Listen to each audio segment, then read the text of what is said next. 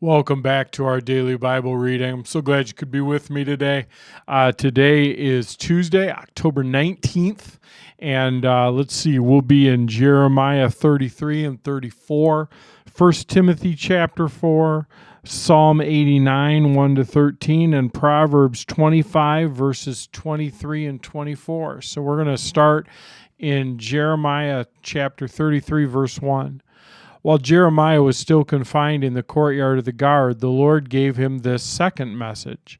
This is what the Lord says, the Lord who made the earth, who formed and established it, whose name is the Lord. Ask me, and I will tell you remarkable secrets you do not know about things to come. For this is what the Lord, the God of Israel, says. You have torn down houses of this city, in even the king's palace, to get materials to strengthen the walls against the siege ramps and the swords of the enemy. You expect to fight the Babylonians, but the men of this city are already as good as dead, for I have determined to destroy them in my anger. I have abandoned them because of all of their wickedness. Nevertheless, the time will come when I will heal Jerusalem's wounds, and I will give it prosperity and true peace. I will restore the fortunes of Judah and Israel and rebuild their towns. I will cleanse them of their sins against me and forgive all their sins of rebellion. Then this city will bring me joy, glory, and honor before all the nations of the earth. The people of the world will see all the good I do for my people, and they will tremble with awe at the peace and prosperity I provide them. This is what the Lord says. You have said, this is a desolate land where people and animals have all disappeared. Yet in the empty streets of Jerusalem and Judah's other towns there will be heard once more the sounds of joy and laughter. The joyful voices of bridegrooms and brides will be heard again, along with the joyful songs of people bringing thanksgiving offerings to the Lord. They will sing, give thanks to the Lord of heaven's armies, for the Lord is good. His faithful love endures forever. For I will restore the prosperity of this land to what it was in the past, says the Lord. This is what the Lord, the heaven's armies, says now. This land, though it is now desolate and has no people and animals, will once more have pastures where shepherds can lead their flocks. Once again the shepherds will count their flocks in the towns of the hill country, the foothills of Judah, the Negev, the land of Benjamin, the vicinity of Jerusalem, and all the towns of Judah. I, the Lord, have spoken. The day will come, says the Lord, when I will do for Israel and Judah all the good things I've promised them. In those days and at that time I will raise up a righteous descendant from King David's line. He will do what is just and right throughout the land. In that day Judah will be saved, and Jerusalem will live in safety, and this will be its name. The Lord is our righteousness. For this is what the Lord says.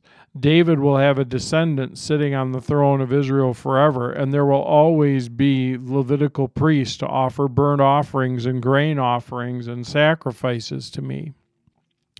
Then this message came to Jeremiah from the Lord. This is what the Lord says. If you can break my covenant with the day and night, if you can break my covenant with the day and the night so that no one does not follow the other, only then will my covenant with the servant David be broken. Only then will he no longer have a descendant to reign on his throne. The same is true for my covenant with the Levitical priests who minister before me. And as the stars of the sky cannot be counted, and the sand on the seashore cannot be measured, so I will multiply the descendants of my servant David and the Levites who minister before me. The Lord gave another message to Jeremiah. He said, have you noticed what the people are saying? The Lord chose Judah and Israel and then abandoned them. They're sneering and saying that Israel is not worthy to be counted as a nation. But this is what the Lord says. I would no more reject my people than I would change my laws that govern day and night, earth and sky. I will never abandon the descendants of Jacob or David, my servant, or change the plan that David's descendants will rule the descendants of Abraham, Isaac, and Jacob. Instead, I will restore them to their land and have mercy on them. A warning for Zedekiah. King Nebuchadnezzar of Babylon came with all the armies from the kingdoms he ruled, and he fought against Jerusalem and the towns of Judah. At that time, this message came to Jeremiah from the Lord. Go to King Zedekiah of Judah and tell him, this is what the Lord, the God of Israel, says.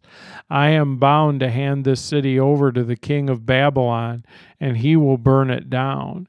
You will not escape his grasp, but will be captured and taken to meet the Babylon face to face. Then you will be exiled to Babylon. But listen to this promise from the Lord, O Zedekiah, king of Judah. This is what the Lord says. You will not be killed in war, but will die peacefully. People will burn incense in your memory, just as they did for your ancestors, the kings who preceded you.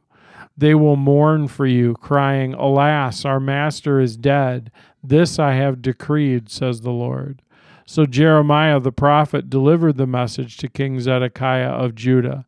At this time, the Babylonian army was besieging Jerusalem, Lachish, Azekah, and only fortified cities of Judah not yet captured.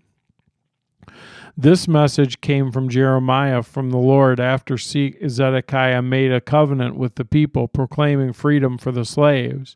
He had ordered all the people to free their Hebrew slaves, both men and women. No one was to keep a fellow Judean in bondage. The officials and all the people had obeyed the king's command, but later they changed their minds. They took back the men and women they had freed, forcing them to be slaves again.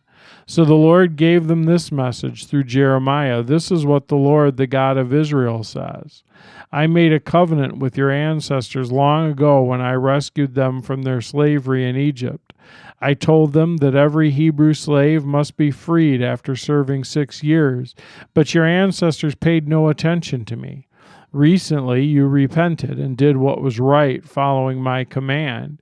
You freed your slaves and made a solemn covenant with me in the temple that bears my name. But now you shrugged off your oath and defiled my name by taking back the men and women you had freed, forcing them to be slaves once again. Therefore, this is what the Lord says. Since you have not obeyed me by setting your countrymen free, I will set you free to be destroyed by war, disease, and famine. You will be an object of horror to all the nations of the earth. Because you've broken the terms of our covenant, I will cut you apart just as you have cut apart the calf when you walked between its halves to solemnize your vows. Yes, I will cut you apart whether you are officials of Judah or Jerusalem, court officials, priests, or common people, for you have broken your oath. I will give you to your enemies, and they will kill you. Your bodies will be for food for vultures and wild animals. I will hand over King Zedekiah of Judah and his officials to the army, the king of Babylon. And although they have left Jerusalem for a while, I will call the Babylonian armies back again. They will fight against this city and will capture it and burn it down. I will see to it that all the towns of Judah are destroyed with no one living there. Then we go forward to 1 Timothy chapter 4, verses 1 through 16. Warnings against false teachers. Now the Holy Spirit tells us clearly that in the last time some will turn away from the truth faith. They will follow deceptive spirits and teachings that come from demons. These people are hypocrites and liars, and their consciences are dead. They will say it's wrong to be married and wrong to eat certain foods, but God created those foods to be eaten with thanks by thankful people who know the truth. Since everything God created is good, we should not reject any of it, but receive it with thanks, for we know that it is made acceptable by the word of God and prayer.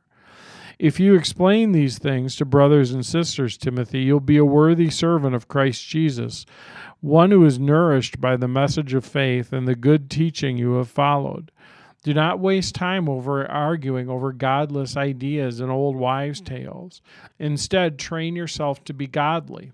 Physical training is good, but training for godliness is much better, promising benefits in this life and in the life to come. This is a trustworthy saying, and everyone should accept it. This is why we work hard and continue to struggle, for our hope is in the living God, who is the Savior of all people, particularly to all believers. Teach these things and insist that everyone learn them.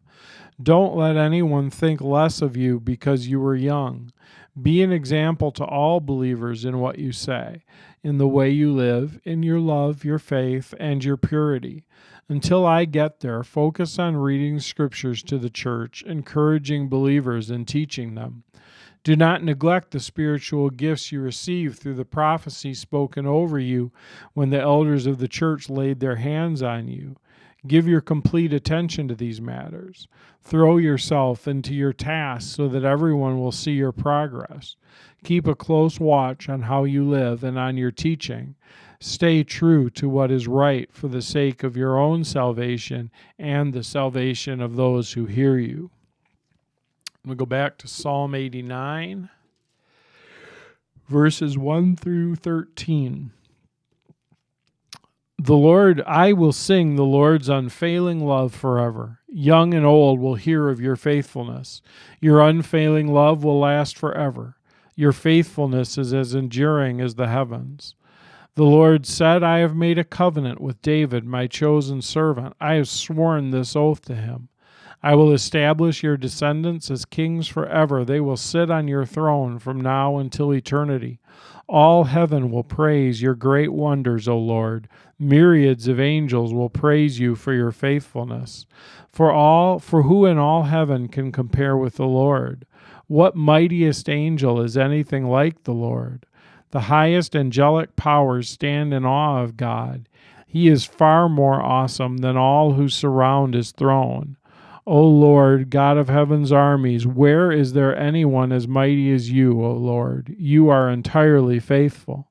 You rule the oceans, you subdue their storm-tossed waves, you crush the great sea monsters, you scattered the enemies with your mighty arm. The heavens are yours and the earth is yours. Everything in all the world is yours. You created it all. You created north and south, Mount Tabor and Mount Hermon. Praise your name. Powerful is your arm, strong is your hand. Your right hand is lifted high in glorious strength. Proverbs chapter 25, verses 23 and 24. As surely as a north wind brings rain and a gossiping tongue causes anger, it's better to live alone in the corner of the attic than with a quarrelsome wife in a lovely home. And then we always go to Oswald Chambers, October 19th, The Unheeded Secret. We must get rid of the plague of the spirit of this religious age in which we live. The central point of the kingdom of Christ Jesus is a personal relationship with him, not public usefulness to others. Wow. Jesus answered, my kingdom is not of this world. Listen to this sentence again. Central point of the kingdom of Jesus Christ is a personal relationship with him, not public usefulness to others. What a powerful thought that is. You know, I know that being useful is an important part of the gospel, and making a difference in the lives of others and serving others is an incredibly important part of the gospel. But on the other hand, that's part of the gospel. The point of the gospel is a relationship with Jesus Christ, a personal relationship with Jesus Christ. What a beautiful thing that we can actually have that personal, ongoing, intimate relationship with Jesus. So that's just a great little reminder today, I feel like, of what this thing is all about. You know, it's not about doing everything right. It's not about getting it all straight. It's about just that reality of a personal, intimate relationship with Jesus. Let's pray. Jesus, it's amazing that you want us to know you and to love you, and that you want us to be your children, and you call us to be your children. And in that, what you really long for is just that personal relationship with us.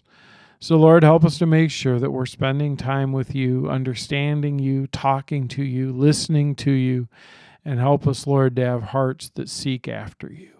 In Jesus' name, amen. All right, we can cross off the 19th.